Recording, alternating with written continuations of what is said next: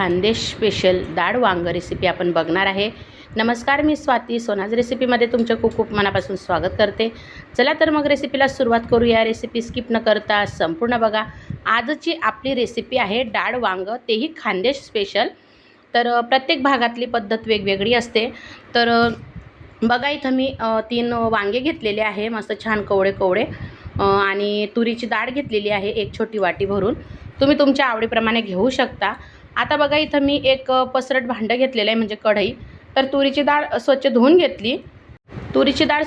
घेतली, आणि बघा मी पाण्यामध्ये आता 3 ते 4 वाटी पाणी घेतलेलं होतं, त्याच्यामध्ये तुरीची डाळ टाकून घेतली।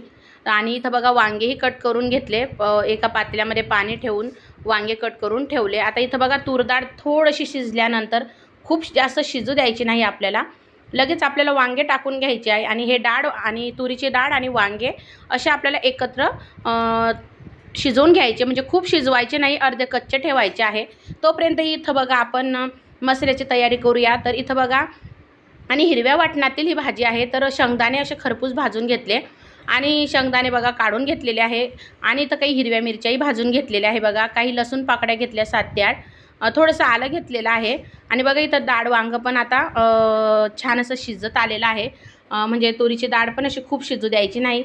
तसं तर आपण कुकरलाही लावू शकतो, पण डाळ खूपच शिजून जाते, म्हणून मग मी असंच कढईमध्ये शिजवून घेत आहे, म्हणजे छान मग लागती भाजी। आता बघा आपण जे शेंगदाणे घेतले होते खरपूस भाजून घेतलेले, ते साल काढून घेतली।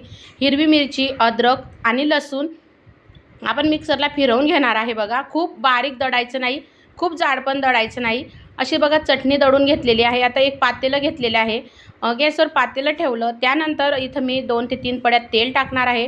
त्यानंतर मोहरी टाकली बघा, तेल तापल्यानंतर मोहरी तडतडल्यानंतर जिरं टाकलेलं आहे। जिरं छान फुलल्यानंतर थोडासा लसूण आपण चटणीमध्ये दळताना वापरला, थोडासा बघा असा कट करून तेलामध्ये फोडणीला वापरला, आणि जी चटणी दळली होती ती अशी टाकून घेतली, लगेच झाकण ठेवलं, म्हणजे तेल मग उडत नाही आणि छान भाजीला तेल पण सुटतं। तर बघा आता छान असं परतवून घेतलं ना, जे मिक्सरच्या भांड्याला जी चटणी लागलेली होती, तर ती पण आता मी पाणी टाकून धुवून घेतलं आणि टाकून घेतलं बघा मसाल्यामध्ये।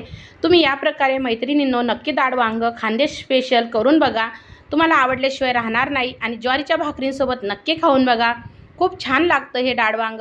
आता बघा मी इथं 2 छोटे, एकदम छोट्या आकाराचे चम्मच, छोटे चम्मच भरून हळद पावडर टाकलेली आहे, अगदी छोटा चम्मच आहे।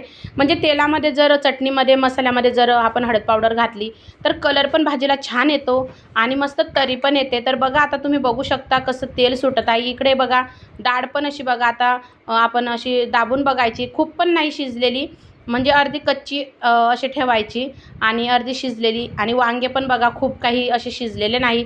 आता मसाला बघा छान असा परतल्यानंतर तेल वर येईपर्यंत मसाला होऊ दिला, त्यानंतर जे डाळ आणि वांग आपण शिजवून घेतलं होतं थोडंसं, तर ते पण आता मी टाकून घेतलेलं आहे। तुम्हाला जर कुकरला लावायचं, झटपट बनवायची, तर तुम्ही 1 शिट्टी होऊ द्या, पण खूप जर जास्त शिजवलं तर वांग अजिबात दिसत नाही, डाळ पण पूर्ण वरणासारखं होऊन जातं, म्हणजे डाळ वांग असं ते लागत नाही खायला। तर आता बघू शकता आपल्याला कितपत भाजी बनवायची त्यानुसार आपण पाणी वापरायचं। इथं गरम पाण्याचाच आपल्याला भाजीला वापर करायचा आहे, कारण गरम पाण्यामुळं भाजीला चव अधिकच वाढते। तर तुम्ही बघू शकता मैत्रिणींनो, अशी हिरव्या वाटणातील शेंगदाणे लावून ही खानदेश स्पेशल डाळ वांग रेसिपी आहे। तर नक्की तुम्ही बनवून बघा। आणि तुम्हाला मैत्रिणींनो माझी रेसिपी आवडते का? जर आवडत असेल तर मला कमेंटमध्ये सांगायला विसरू नका। आणि बघू शकता आता उकळी येऊ द्यायची थोडीशी, आणि इथं मध्यमच गॅस करायचा, नाहीतर मग तरी पण निघून जाते। आणि मध्यम गॅसवर जर भाजी शिजली तर चवीला पण खूप छान होते। आणि आता चवीनुसार इथं मी मीठ टाकून घेतलेलं आहे बघा। आता पटकन असं छान असं हलवून घ्यायचं, आणि मस्त ज्वारीच्या भाकरी आणि डाळ वांग तर मग विचारूच नका, एकच नंबर लागतं खायला।